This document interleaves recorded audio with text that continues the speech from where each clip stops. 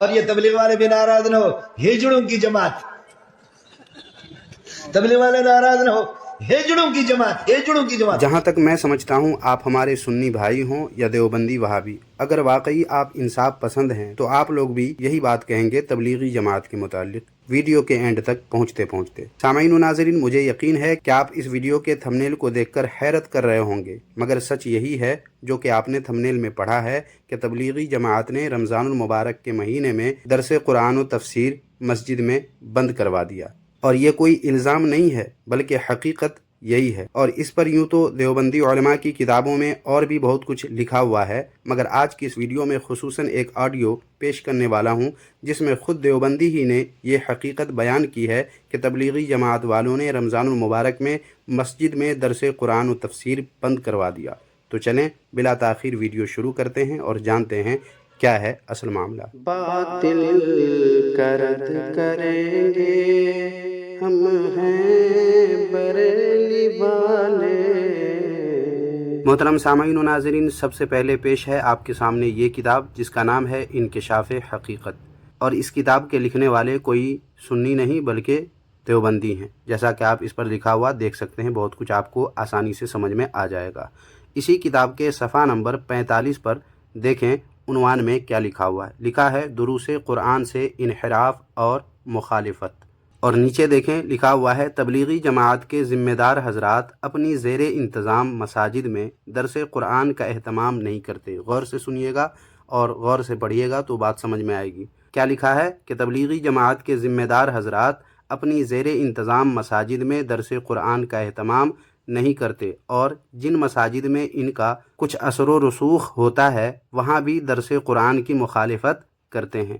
2 مساجد میں تو خود بندہ کو مخالفت کا سامنا ہوا اور بالآخر دونوں مساجد میں درس قرآن بند کرانے میں کامیاب رہے۔ کون کامیاب رہے؟ تبلیغی جماعت والے۔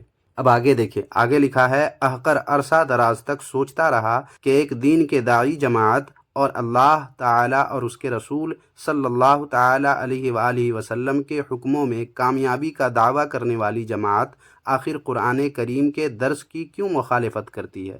وجہ سمجھ میں نہیں آ رہی تھی۔ غور و خوض کرتے کرتے بالآخر مخالفت کا سبب معلوم ہو گیا اور بات بالکل عیاں ہو گئی، اور پھر نیچے بہت کچھ آپ لکھا ہوا پڑھ سکتے ہیں۔ لیکن جو اصل بات ہے، جو وجہ انہیں معلوم ہوئی، وہ وجہ کیا ہے وہ بتایا ہے اگلے صفحہ پر۔ دیکھیں اسی کتاب کے صفحہ نمبر 46 پر یہاں لکھا ہوا ہے کہ جب سادہ لوح تبلیغی کارکن ان آیات کریمہ کا ترجمہ اور تفسیر کسی عالم ربانی سے سنے گا تو یہ بناوٹی اور نقلی جہاد فی سبیل اللہ کی حقیقت واضح ہونے پر ان کا بھرم کھل جائے گا، تو اس کے تدارک اور پیش بندی کے طور پر درس قرآن کا سلسلہ ختم کرنا اپنے پروگرام میں شامل کر لیا تاکہ نہ رہے بانس اور نہ بجے بانسری۔ دیکھا سامعین و ناظرین، آپ نے واضح ہو گیا کہ یہ تبلیغی جماعت جو دین کے کام کرنے کا دعویٰ کرتی ہے، اور یہ تبلیغی جماعت میں جانے والے لوگ جو کہتے ہیں کہ ہم اللہ کے لیے یہ کام کر رہے ہیں اور دین کے لیے یہ کام کر رہے ہیں، ان کی اصل حقیقت کیا ہے؟ خود ان کے مولوی نے بتا دیا کہ یہ لوگ درس قرآن کی مخالفت کرتے ہیں، اور جہاں ان کا قبضہ ہوتا ہے، جن مسجدوں میں ان کا قبضہ ہوتا ہے، وہاں پر یہ لوگ درس قرآن نہیں ہونے دیتے۔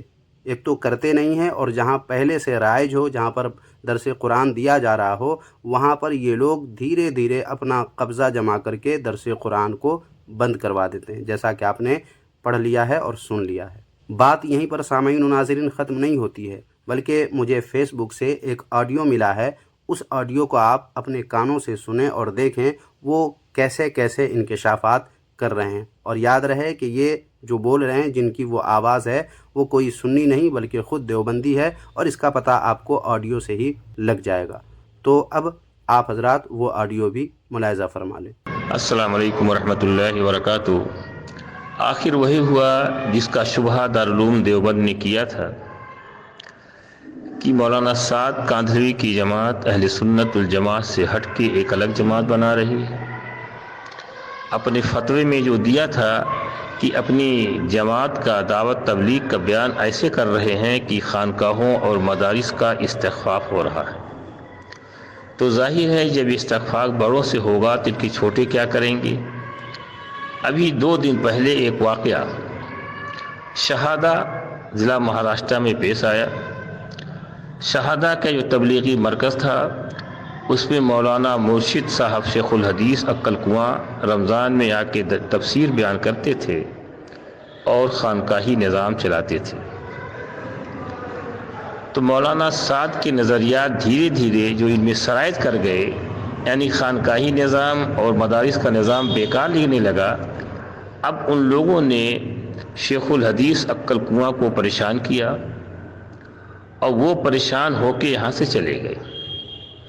کچھ خبروں کے مطابق ان سے کسی نے پوچھا کہ مسجد زرار کے بارے میں مولانا سعد کاندھلوی صاحب کہتے ہیں اس کے میں بنانے والے ایمان والے تھے، تو عالم تھے، انہوں نے کہا کہ مولانا سعد کی یہ بات غلط ہے، قرآن کہتا ہے کہ بنانے والے منافق تھے۔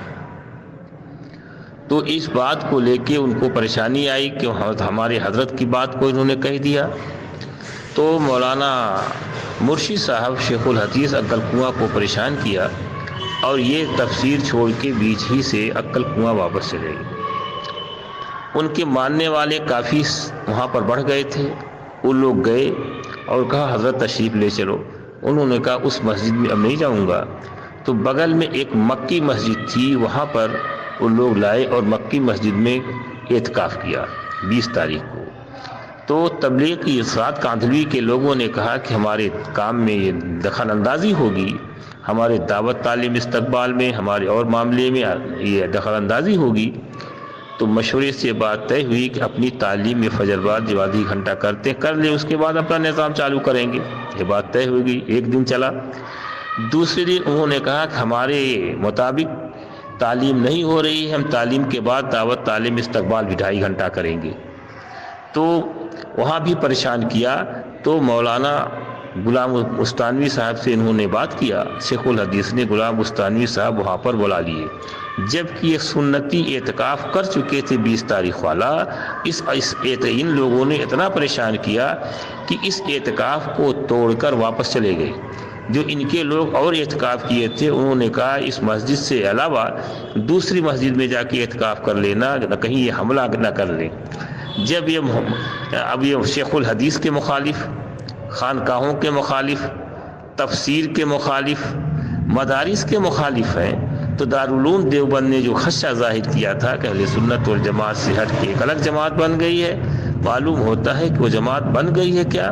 ابھی خبریں آئی ہیں کہ وہی مسجد ابو بکر میں تفسیر مفتی جمیل صاحب کرتے تھے، تو ان تبلیغیوں نے تفسیر کو بھی بند کرا دیا۔